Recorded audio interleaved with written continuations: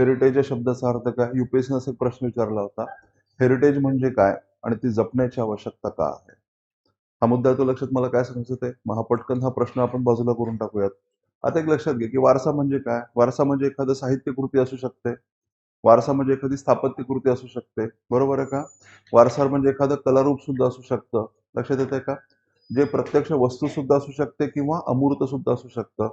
मूर्त स्वरूपामध्ये म्हणजे काय? जे प्रत्यक्ष फिजिकल स्वरूपामध्ये त्याला आपण टँजिबल म्हणजे मूर्त स्वरूपातील गोष्ट असं आपण म्हणतो. बरोबर आहे का? आपण मूर्त आहोत का? ओके. हा टेबल मूर्त आहे का? हा मुद्दा शनिवारवाडा मूर्त आहे का? छत्रपती शिवाजी महाराज टर्मिनस मूर्त आहे का?